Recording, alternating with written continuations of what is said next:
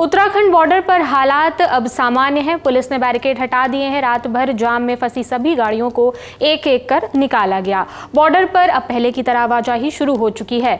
25 जून की रात हिमाचल प्रदेश और उत्तराखंड के बॉर्डर पर निहंग सिखों के एक बड़े समूह और पुलिस के बीच झड़प हो गई थी। विकासनगर इलाके में कुल्हाल चेक पोस्ट पर जबरन बैरिकेड्स हटाकर निहंग आगे बढ़ने की कोशिश कर रहे थे। उन्होंने पहले ही 25 जून को उत्तराखंड कूच का ऐलान किया था।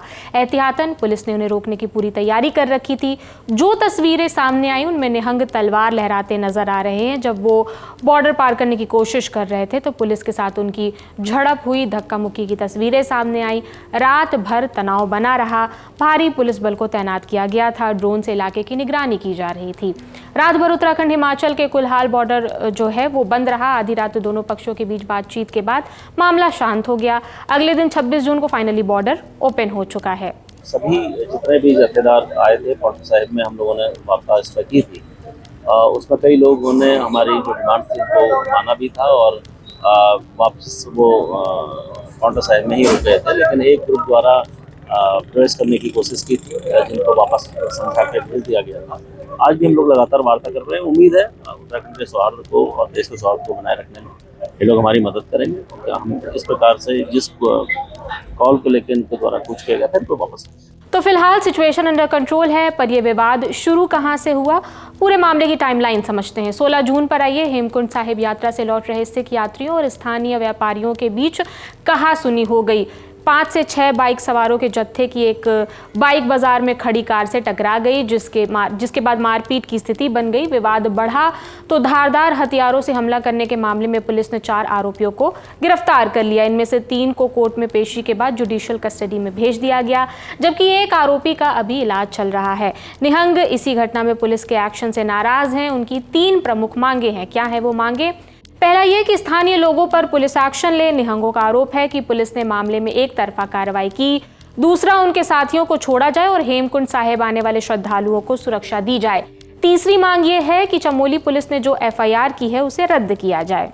20 जून सिख समुदाय ने पुलिस पर एक तरफा कार्रवाई का आरोप लगाया। घटना से नाराज निहंगों का जत्था रुद्रप्रयाग के नगरासू में गुरुद्वारा साहिब में 2 लोगों को बंधक बना लिया। उन्होंने वे हथियारों के साथ ऊपरी मंजिल पर चले गए और खुद को वहीं पर बंद कर लिया।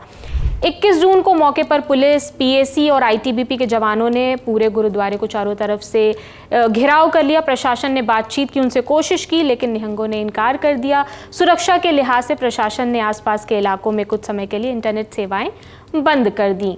22 जून प्रशासन, सिख प्रतिनिधियों और निहंगों के बीच कई दौर की बातचीत के बाद बंधक बनाए गए लोगों को सुरक्षित मुक्त कर दिया गया।